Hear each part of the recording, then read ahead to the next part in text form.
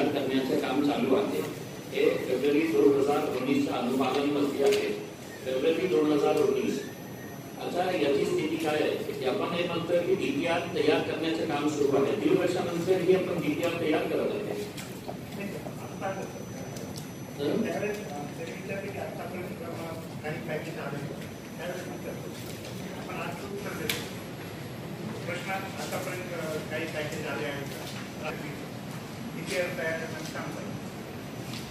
म्हणजे 2019 फेब्रुवारीला नाही होतं। आता सध्या स्थिती काय आहे?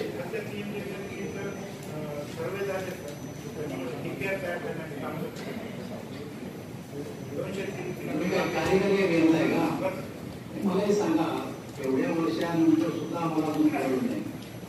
तुम्ही सांगा, त्यांनी प्रश्न मागच्या वर्षी विचारलाय, मागच्या वर्षी त्यांनी म्हणलंय की आतापर्यंत काही पॅकेज आलंय का, अपग्रेड करण्याबाबतची माहिती मागणी आपल्याकडे करण्यात आली आहे का, यात कुठले रस्ते घेता येतात, कोणकोणते रस्ते बाकी आहेत, आणि माहिती या वर्षी जोडायले। माझं मत अनुपालन अहवालामध्ये मागची माहिती मागची सांगा, आताची माहिती अनुपालन अहवालामध्ये कशी जोडायली? तुम्हाला जर हा मुद्दा उपस्थित केला एखाद्या सदस्यांनी की या वर्षीच्या प्रधानमंत्री पॅकेज मध्ये पॅकेज आलंय का, आले तर किती किलोमीटर आलंय आणि कोणते कोणते गाव घेतले, तर त्यात पुढच्या अनुपालन अहवालामध्ये तुम्ही मागच्या अनुपालन अहवालामध्ये आजची माहिती कशाली? तुम्ही मागची माहिती दरवाजी घेऊन मला दिली का नाही? मागच्या 2015-20 मध्ये एक काम सँक्शन झालं, 2015-20 मध्ये एक काम सँक्शन झालं, दिली या तुम्ही ज्या वेळची माहिती विचारली, ज्या वेळची माहिती सोडून दिली, पुढच्या वर्षी माहिती दिली, मग असं म्हणा की आम्हाला प्रधानमंत्री सडक योजनेमध्ये मागच्या काळात हे काही रस्ता आला नाही, तर विषय वाढून घेतला।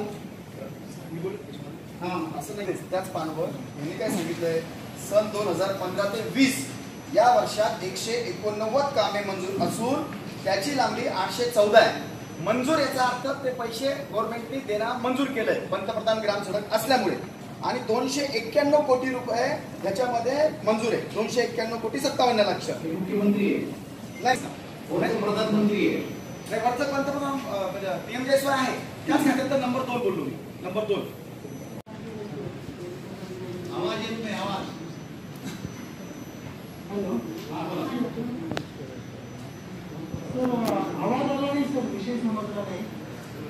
विषय असा आहे की रोमन मध्ये 4, एक तर त्याच्यामध्ये कसं आहे की 4 आणि 5 नंबरचा जो पेज आहे, तर अनुक्रमांक 1, 2, 3, 4 दिला, त्याच्यानंतर डायरेक्ट 10, 11, 12 दिलंय पहिली गोष्ट, बरं का। सेकंड पेजवर 4 नंबरचा पेज बघा आणि 5 नंबरचा पेज बघा रोमन मधला, त्याच्यामध्ये काय दिलंय 10, 11, 12, आणि जे दिलंय त्याच्यामध्ये पण तुम्ही प्रत्येकाची शेवट जर वाचला नॅचरली, आता 10 नंबर आहे समजा, मंजुरी देण्याबाबत नमूद केले आहे, म्हणजे मंजुरी पण नाही मिळाल्या आतापर्यंत, प्रशासकीय मान्यता देण्यात आल्या आहे, कामे पूर्ण झालेली नाही, त्याचा आता टेक्निकल सँक्शन पण झालेलं नसेल, त्याचा अर्थ असा आहे।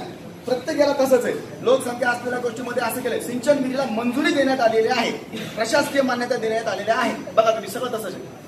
याचा अर्थ वर्क ऑर्डर तुम्ही दिली असेल 3 महिन्याची, याचा अर्थ 3 महिन्यात म्हणजे वर्षभरानंतर त्या 3 महिन्यात झाल्या नाही का, याचा अर्थ मागचा असणार। ठीक आहे, आम्ही त्याच्यामध्ये बोलत नाही, पण मला असं वाटतं मान्य अध्यक्षांच्या परवानगीने या अनुपालना याचा अर्थ असा आहे, आमचा विषय काय आहे, आम्हाला त्याच्यावर फार बोलायचं, आम्ही मागचे जितके बोललो होतो मीटिंगमध्ये ते पूर्ण झालेले वेळेवर काम। आता पुढच्या पण आजच्या विषयामध्ये पण ते विषय आहेतच आपले। मेन प्रॉब्लेम काय सर, टाइम बाउंड प्रोग्राम असतो, आपला पैसा असतो केंद्र शासनाचा, तो वेळेवर खर्च होत नाही, वर्षानुवर्षाची 30 रिओ आपण ओढतो, आणि आता बोलून घेतो विषयाला गोष्टी हरकत नाही। आता अनुपालनावर आम्ही जास्त हे करत नाही, पण पुढच्या वेळेला तुम्ही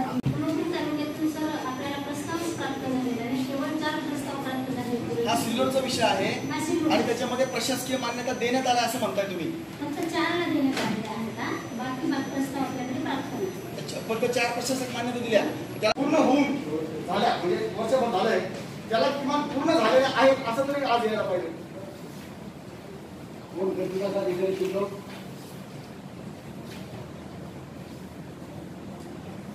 विकास अधिकारी शिल्लक आले का? दिशा समिती समजा आता हा महाराष्ट्र ग्रामीण ह्याचा असेल, बरोबर, तर विहिरींना प्रशासकीय मान्यता देण्यात आली. असं त्याच्यामध्ये 3 नंबरचा कॉलम. रोमन अंकामध्ये 4 अनुपालन येस सर. त्याच्या अगोदर जेव्हा आपण 3 महिन्यात बैठक लागू शकतो. Yes sir. ठीक आहे. हे अनुपालनावर कोणाला बोलायचं का? ते फंड्स 5 से 17 कोटी रुपये होते. 3 से 7 आलेले आहे आणि 150 कोटी रुपये येणार आहे. तर त्याचं टोटल कॅल्क्युलेट केले तर 367 आणि 150 517 करोड रुपीज. आणि आपले फक्त 3 प्रोजेक्ट्समध्ये 252 करोड रुपीज आपण स्पेंड केले बसेसवर. ते खूप चांगलं प्रोजेक्ट आहे. सक्सेसफुली तुम्ही लॉन्च केलेलं आहे. अभिनंदन तुमचं. 176 करोड रुपीज आपण कमांड सेंटरसाठी आपण एस्टॅब्लिश करत आहे. आणि तिसरं म्हणजे 147 जे झूसाठी.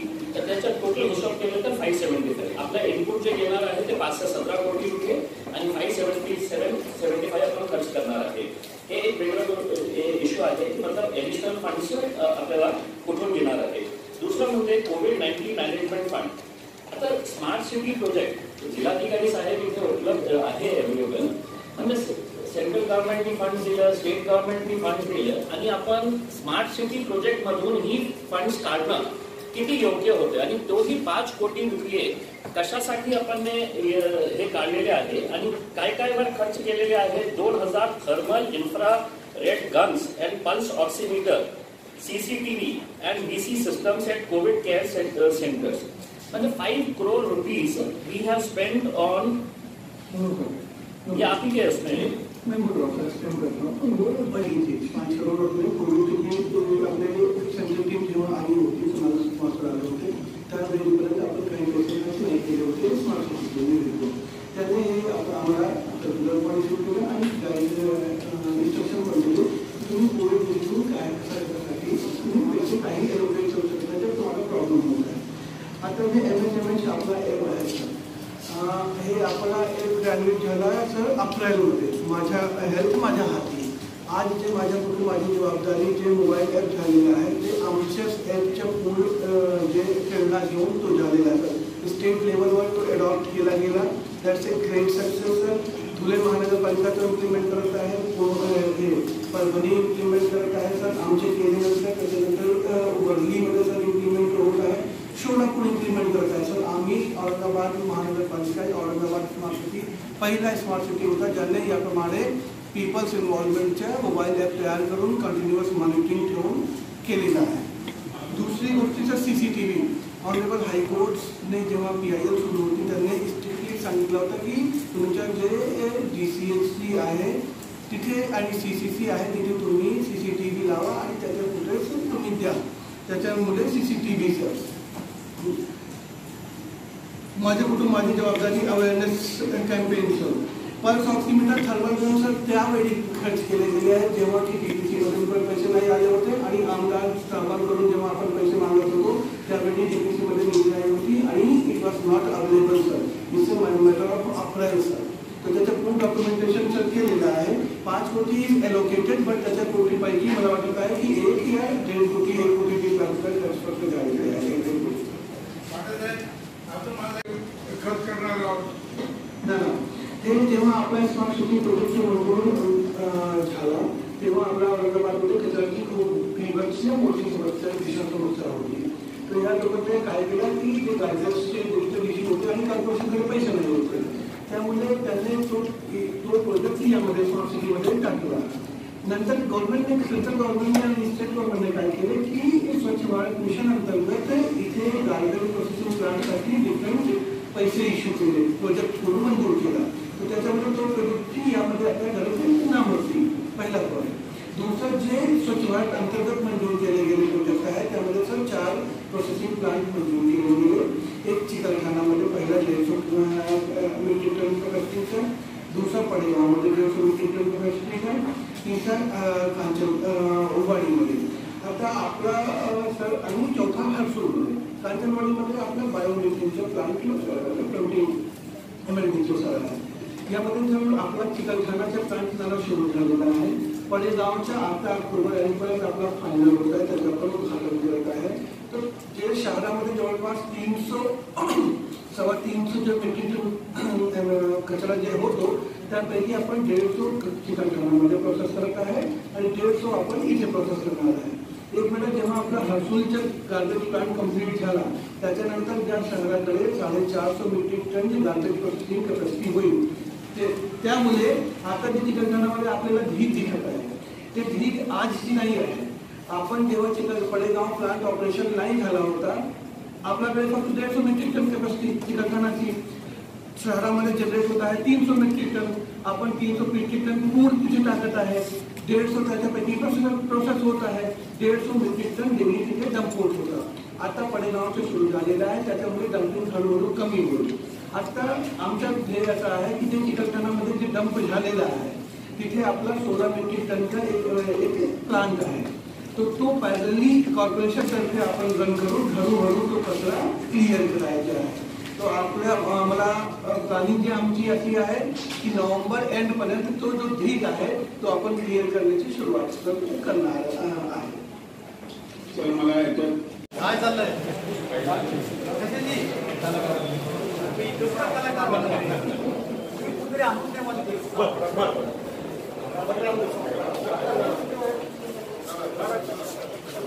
काय निर्णय?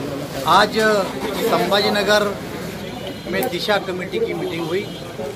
उस मीटिंग में हमारे सहयोगी MP, MLA और सब ऑफिसर थे, कलेक्टर साहब भी थे, कमिश्नर साहब भी थे कॉरपोरेशन के. इस मीटिंग में केंद्र शासन प्रायोजित जो भी कोई स्कीम जिले के लिए होती है, बजट प्रोविजन होता है, उसके टाइम लिमिट होता है, उसके बारे में इस मीटिंग में चर्चा हुई. मुझे ऐसा लगता है कि इस मीटिंग लॉकडाउन के कारण ये नहीं हो पाई, लेकिन आज मीटिंग में बड़ी अच्छी चर्चा हुई. जिले के बारे में फिर वाटर सप्लाई स्कीम होने दो, नेशनल हाईवे होने दो, कृषि का विषय होने दो, गौन खनिज का विषय होने दो, जो इसके प्रधानमंत्री घरकुल योजना का विषय होने दो, ये सारे विषयों पर आज बहुत ही अच्छी तरह से चर्चा हुई. सर शिवसेना के लोग प्रतिनिधि नहीं थे क्या थे? ठीक है, थे गोरनाले साहब थे शिवसेना से और कन्नड़ के MLA भी थे. सर आज जो मीटिंग हुई किस विषय पर? देखिए, बहुत ही ये अफसोस की बात है कि ये जो दिशा की जो मीटिंग होती है उसमें केंद्र सरकार की जितनी भी स्कीम्स होती है उसका रिव्यू किया जाता है. आखिरी मीटिंग जो हुई थी वो फरवरी 2019 के अंदर हुई थी, यानी कि 1.5 साल से ज़्यादा का समय हो गया है. उसके बाद ये मीटिंग ली गई है, जबकि रूल के हिसाब से हर 4 महीने के बाद है तो इसका रिव्यू किया जाना चाहिए.